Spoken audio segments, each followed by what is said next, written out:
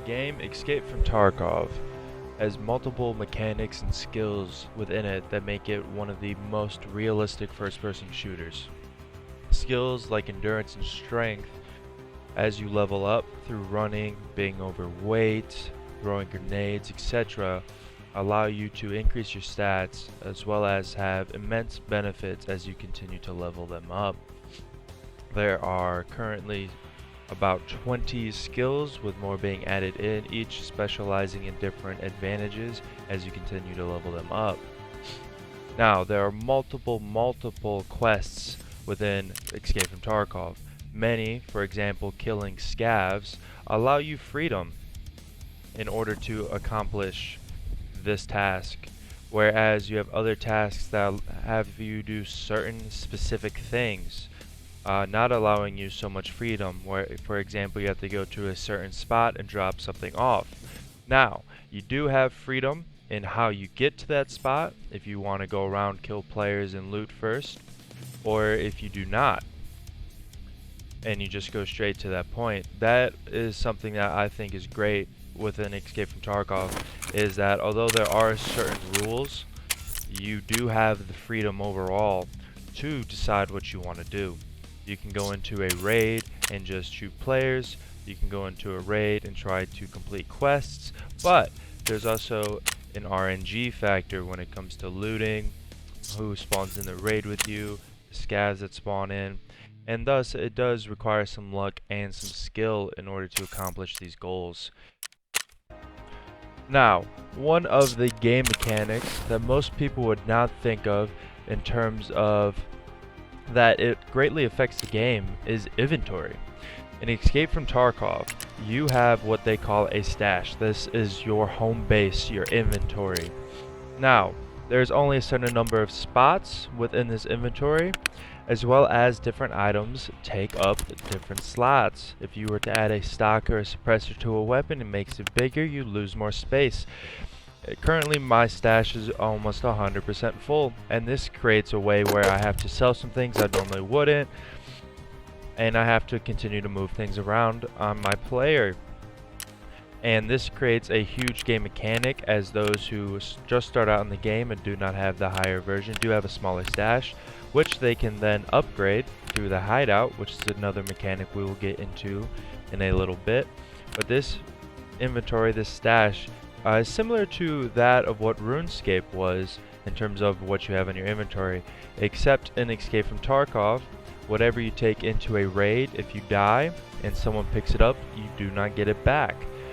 Whereas if you go into a raid with some gear, you escape from this raid because you did survive, you get to keep everything that you came out of the raid with. Is a unique game mechanic, whereas most of the time you just can restart. Very few games have it where when you enter a raid or a game that you indeed can come back out with everything, or you do lose it when you die.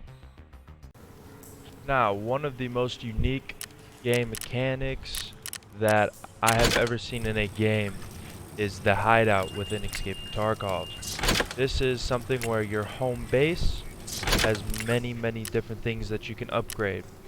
Many increase your health generation per hour, your energy and water generation per hour.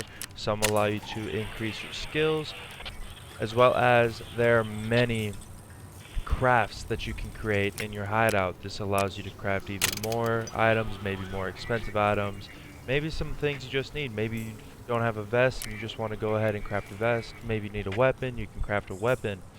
As well as there's an ammo range. And unfortunately I do not have it created yet, but there is a Bitcoin farm, thus that you can continue to upgrade your Bitcoin farm, add more graphics cards, and it gets you Bitcoins in which you can sell. And so I personally find that this is a huge game mechanic, because not only do you have to get certain items to level these up, which means you sometimes have to go digging for it, but this right here so much more for you as a player, as your skills can help regenerate and increase throughout the game that you're playing. And this is a very big game mechanic. And next we're going to go into shooting range.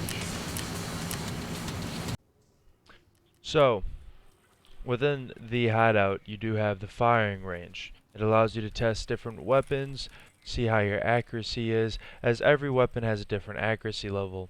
There is a skill that reduces this called recoil control, as well as you can add different attachments to your weapons. But the coolest thing about it is it does allow you to see how your sights work. Different Tarkov allows you to have sights that have two optics on it. It allows you to switch back and forth, as well as some sights that change zooms with the click of a button. So it allows you to go in, test your sights, and see how your aim is.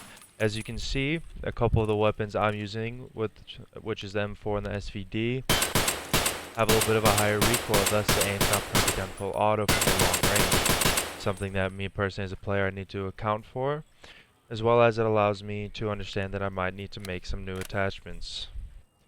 Overall, this is a great tool to use for a player to learn their shooting capabilities.